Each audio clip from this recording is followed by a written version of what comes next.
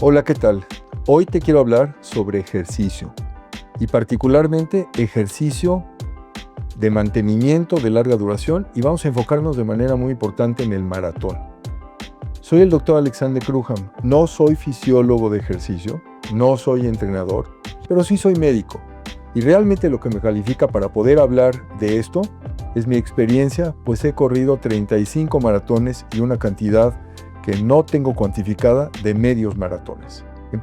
El primero de mis maratones lo corrí en 1993. No soy un corredor elite, pero mi mejor tiempo ha sido 3:14 y he calificado a Boston en 3 ocasiones, lo cual por lo menos ya me sitúa en un grupo que para mi edad estaba perfectamente dentro de lo que podemos considerar el nivel más adecuado. ¿Por qué hablar de ejercicio? ¿Y qué es lo que esto representa? Yo quiero empezar clarificando una cosa.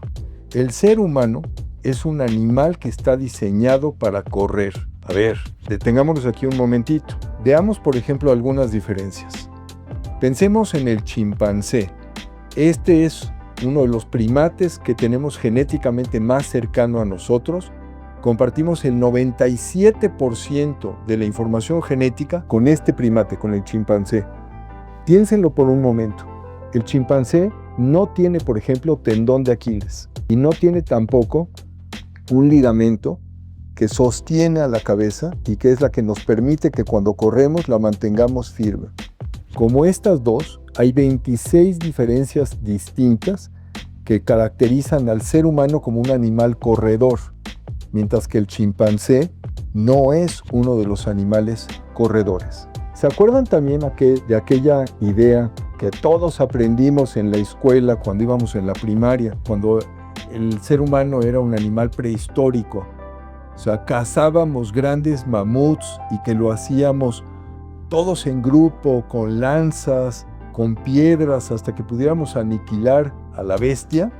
La realidad es que hoy tenemos mucha información a través de estudios antropológicos, estudios de biología y de fósiles, que demuestran que la forma en la que cazábamos, porque el ser humano es fundamentalmente un animal recolector y cazador de pequeñas especies, pero cazábamos sobre todo por cansancio. ¿Qué significa esto? Piénsenlo por un momento. El ser humano no es ni por mucho el animal más veloz, pero sí somos los más resistentes. Piensen, por ejemplo, en un chita. Queríamos cazar un chita. No hay forma en la que pudiéramos alcanzar al chita. Sin embargo, lo que sucede es que estos felinos tienen la capacidad de correr a grandes velocidades, pero pocas distancias, cortas distancias. Entonces, mientras el chita trataba de escabullirse del humano, corría 500 metros, 1000 metros y tenía que descansar fatigado y gradualmente iba incrementando su temperatura corporal. El ser humano corría detrás del chita, le daba alcance, el animal volvía otra vez a emprender la carrera y este suceso, este evento se repetía continuamente hasta que llegaba el momento en que al felino le subía la temperatura corporal a tal grado que entraba en un colapso, caía desvanecido y es ahí cuando el ser humano podía capturar a la presa. Hoy sabemos que esta es la forma en la que cazábamos y hay todavía algunos grupos primitivos en algunos países en el mundo que siguen practicando esta técnica. El tema del ejercicio no es un tema que nos es ajeno. Hoy se ha popularizado. Hoy todo mundo corre un maratón. ¿Pero qué sabemos realmente de un maratón? Por cierto, no hay más que un maratón. No hay maratones de 5 kilómetros, de 10 kilómetros, ni de 21. Un maratón son 42 kilómetros y 195 metros. Todo lo demás son carreras de otras distancias.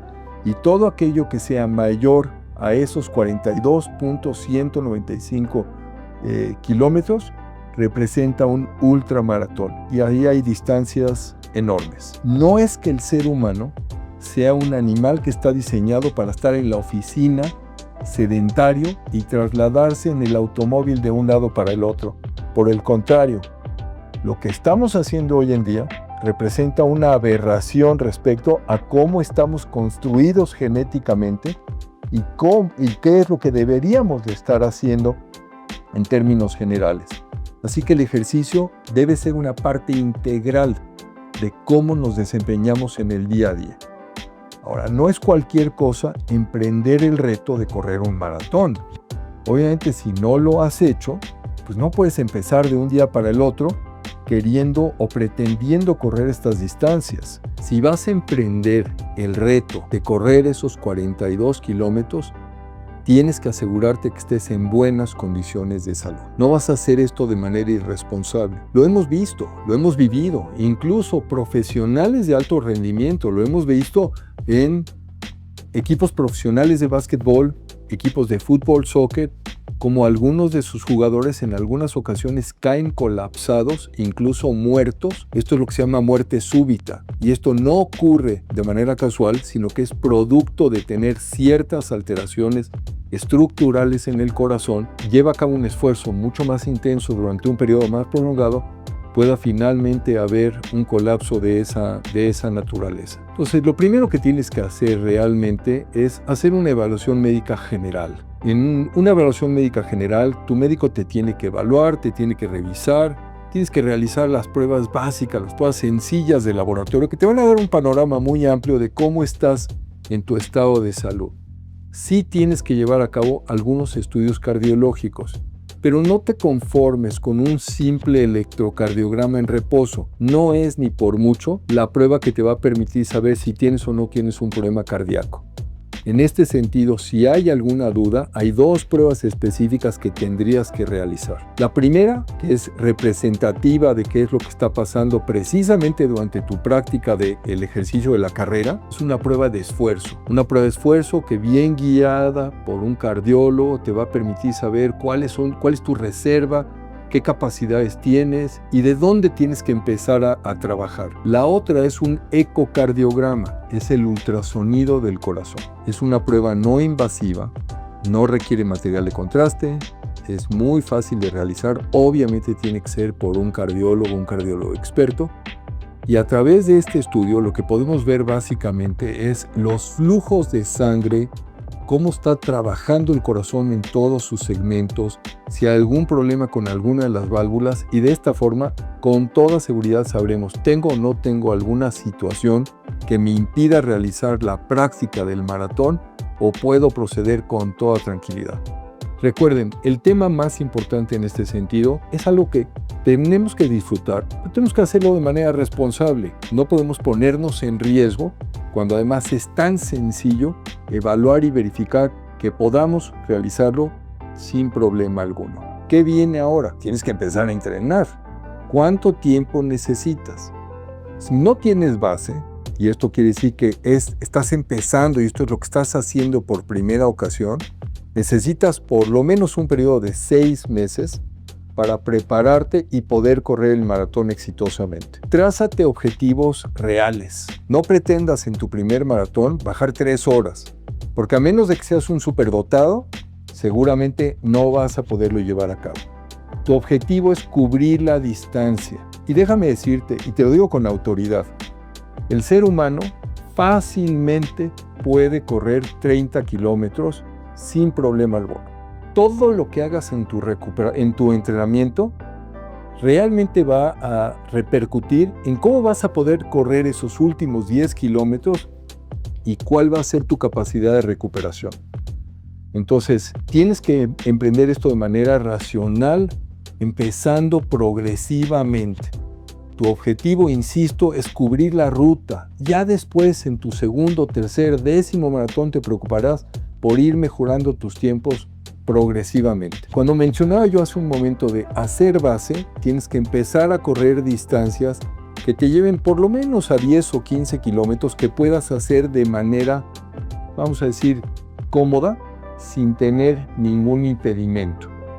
Y posteriormente vas a tener que ir haciendo incrementos graduales para extender esas distancias. Pero correr un maratón no es solamente correr a un mismo ritmo. Tienes que intercalar diferentes formas diferentes técnicas, prácticas, para que de esta manera tu organismo aprenda a funcionar en ausencia de oxígeno. Ese es el verdadero secreto de todo esto. Estás gastando toda tu energía que tienes, todas tus reservas que tienes acumuladas en el organismo en forma de glucógeno, que son moléculas de glucosa pegadas unas con la otra, que se acumulan típicamente en los músculos y en el hígado. Te las estás gastando en los primeros 25 a 30 minutos del maratón. Entonces, todo el entrenamiento tiene que estar diseñado para que tú enseñes a tu organismo a utilizar grasa como fuente de energía. No puedes depender de glucosa. La glucosa se va a acabar muy rápidamente. Pero si corres de manera correcta, vas a lograr sensibilizar a tu organismo para que pueda utilizar esas grasas como combustible. Número 1. No debes de correr todos los días. Máximo correrás 3 o 4 días de la semana. Y lo ideal es que alternes con otros tipos de ejercicio, lo que se llama un cross-training. Idealmente natación, bicicleta, porque de esta manera vas a minimizar también el riesgo de lesiones. Los días en que estés corriendo, los primeros 3 meses, gradualmente ir incrementando hasta que corras esos 10 a 15 kilómetros y te sientas cómodo. Los últimos 3 meses es donde tienes que incorporar también todo el ejercicio de velocidad. Empezarás a hacer lo que se llama fartlek. Fartlek es que vas a correr, digamos, distancias cortas, pero a velocidad por el mismo intervalo de descanso. Esto quiere decir, vas a hacer un sprint de 50 metros y luego trotar 50 metros. Inmediatamente un sprint de 100 metros con un trote de 100 metros. Un sprint de 200 metros con un trote de 200, un sprint de 400 y un trote de 400 y luego vuelves a empezar pero en forma regresiva. Empiezas con 400, 200, 100, 50. Tienes que hacer esto por lo menos 2 o 3 veces. Son sesiones que van a condicionar a tu musculatura a empezar a funcionar con menor cantidad de oxígeno. La otra situación que tienes que hacer son repeticiones. Y estas repeticiones ya son distancias que también irás incrementando en forma progresiva. Vas a empezar con 200 metros por 200 de trote, pero vas a hacer, ese día, van a ser, por ejemplo, 10 a 12 repeticiones de 200 metros. Vas a hacer estos ejercicios de velocidad solamente una vez a la semana, en un principio. Al final los estarás haciendo 2 veces a la semana. Después serán repeticiones de 400 metros. Después de 800, 1200 y hasta una milla, 1600 metros. No es una cosa menor, ¿eh?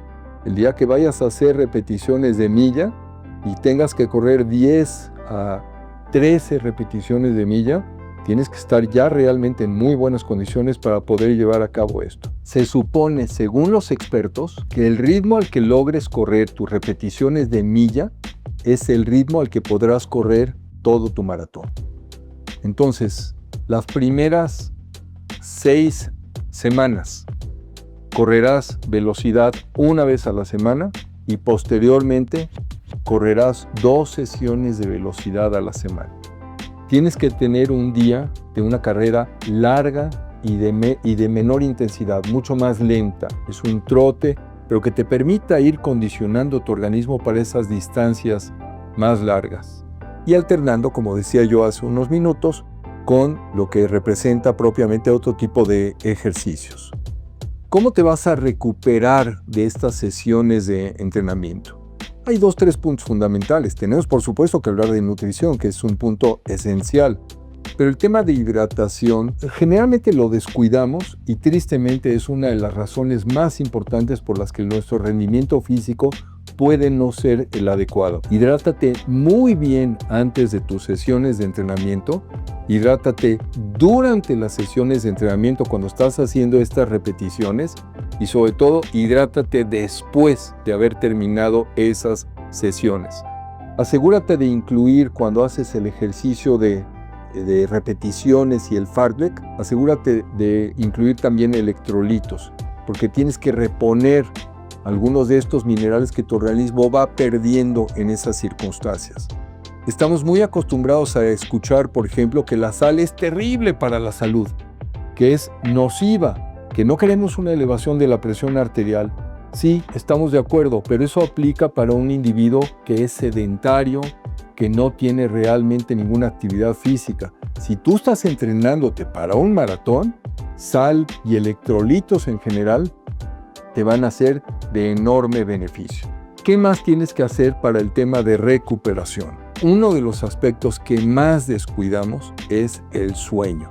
El sueño es fundamental.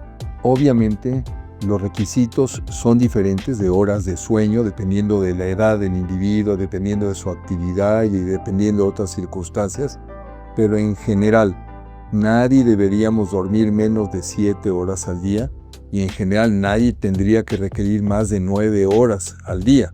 Si ese es el caso y se requiere más, hazte checar, porque algo seguramente está afectando tu organismo y no está permitiéndote funcionar correctamente. Sí quiero hacer un paréntesis aquí y hablar sobre un fenómeno que en muchas ocasiones no detectamos, la apnea obstructiva del sueño. Cuando roncamos mucho, nuestro sueño es inquieto y tenemos pausas en las cuales generalmente nuestra pareja es quien nos dice, caray, pensé que te estabas muriendo, que no estabas respirando, y es ahí cuando traté de moverte para que volvieras otra vez a recuperar el ritmo de la respiración. Ese tipo de situaciones los tiene que hacer pensar en la posibilidad de una apnea del sueño. Eso quiere decir una obstrucción en la vía aérea que no permite que haya una adecuada oxigenación, y mucho cuidado, porque este puede ser un factor de riesgo muy importante para arritmias cardíacas. Además de que incide en el desempeño, no solamente en energía física y por supuesto el desempeño deportivo, pero también tiene que ver con tu capacidad de concentración, memoria y creatividad. Así que si tienes una situación de este tipo, este es otro de los elementos que tienes que platicar con tu médico, porque el estudio para diagnosticar esta condición no es complicado y puede cambiar tu vida. Por supuesto que no podemos hablar de ejercicio de larga duración, un maratón, sin comentar acerca de alimentación. Y como ocurre en todos los ámbitos de la vida, cuando hablamos de nutrición, hay 1000 recomendaciones diferentes y se genera una confusión enorme, al grado de que ya no sabemos quién tiene la razón, qué es lo que debemos de hacer, o si estas son situaciones que aplican a todas las personas. Como cualquier otra situación, recuerda, eres un individuo y como tal, tú tienes tus características, tienes tus peculiaridades, lo cual significa que lo que aplica a otros no necesariamente te aplica a ti. Recuerda que tenemos, entre otras cosas, determinantes genéticos.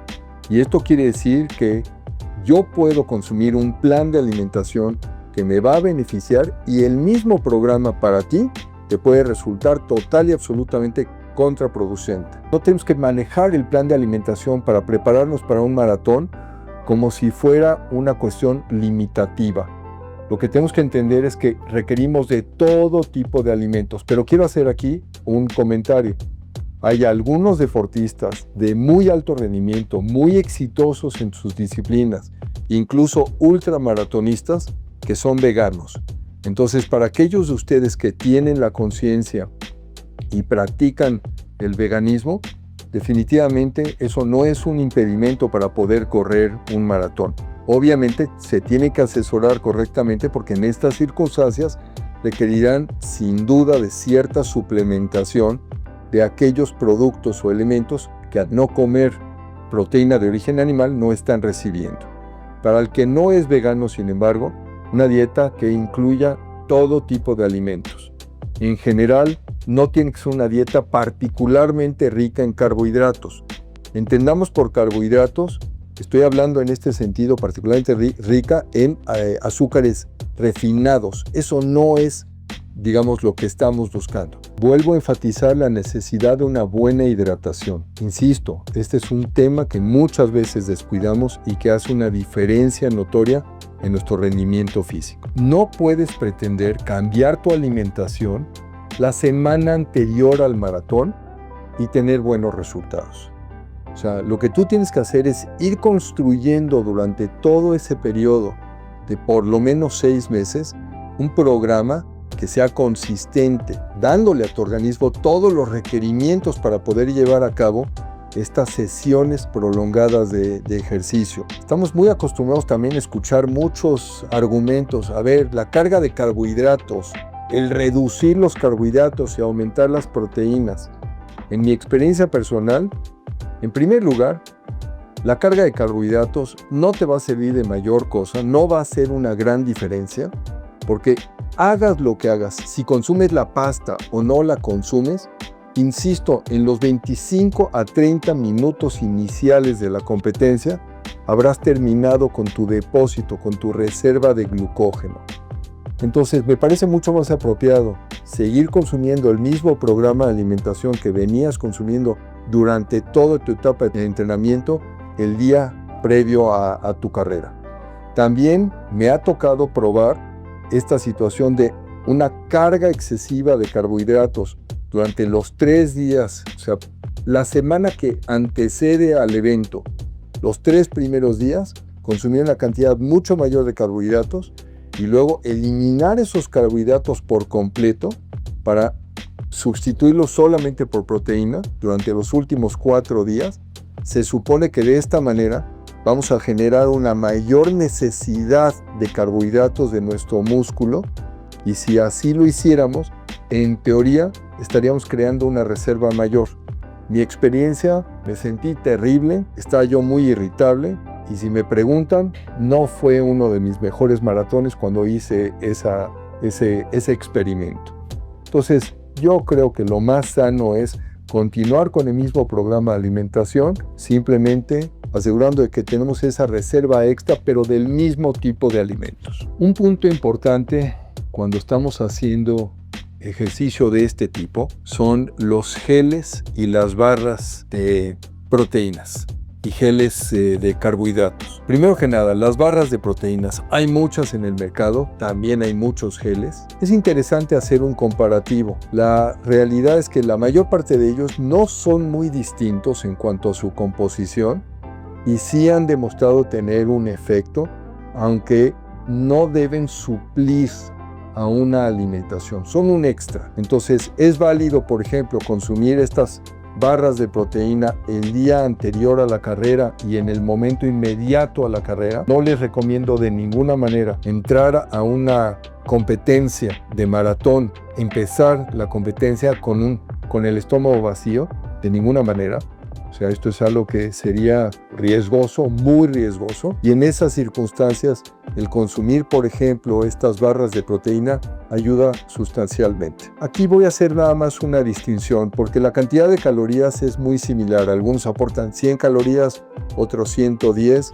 Pero creo que una de las diferencias más notorias es si tienen o no tienen cafeína.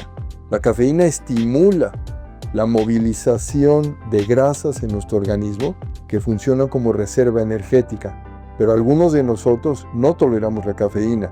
O sea, yo jamás he podido tomar alguno de los geles con cafeína porque me genera taquicardia, me genera ansiedad, no puedo dormir. La cafeína y yo simplemente no somos amigos, pero para la mayoría de ustedes que sí disfrutan del café, esto puede ser un elemento favorable que puedan utilizar durante la carrera. No cometan el error de consumir su primer gel cuando llevan 2 horas y media de estar en la competencia. Será demasiado tarde.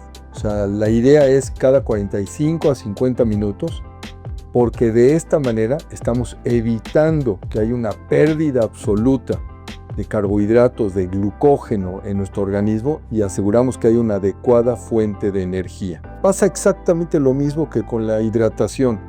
Si yo espero para hidratarme hasta que tengo sed, es demasiado tarde. Ya para entonces existe una descompensación en mi organismo. Entonces tengo que implementar estas prácticas de manera regular y lo ideal, nunca lo hagas por primera ocasión el día de la carrera. Asegúrate de probar esto en algunos de tus entrenamientos de carreras largas, porque de esta manera te vas a dar cuenta qué te funciona, qué no te funciona, si alguno de estos productos te cae mal, para que de esta manera no cometas el gravísimo error de experimentar algo que te va a afectar.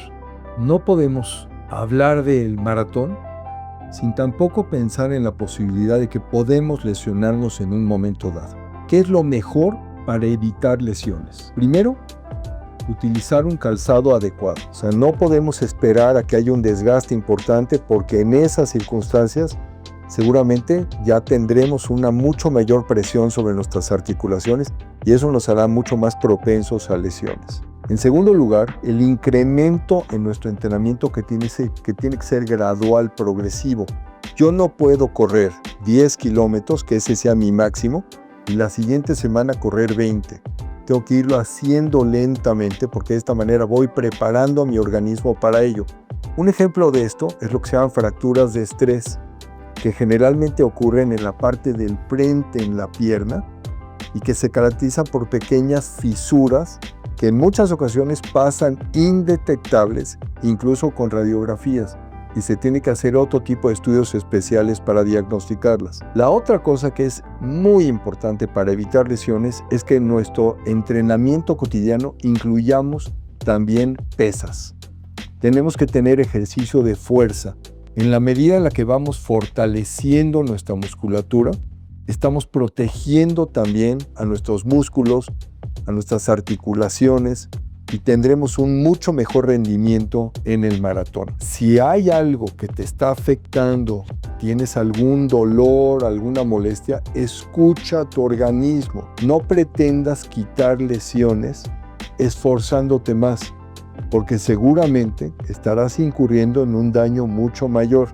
Y en esas circunstancias tu capacidad de recuperación se va a ver muy disminuida. Escucha, si tu organismo te está mandando una señal, hazle caso, revísate, evalúa esto con un ortopedista.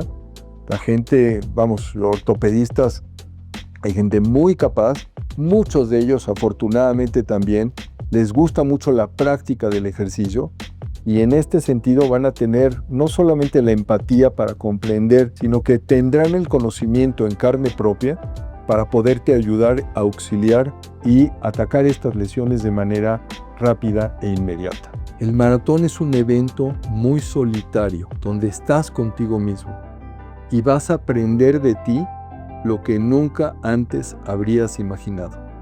Vas a encontrar una fuerza que probablemente nunca antes habías sabido siquiera que tenías. Aprende de esos momentos, disfrútalos, porque, insisto, llegaste a la meta, eres un triunfador.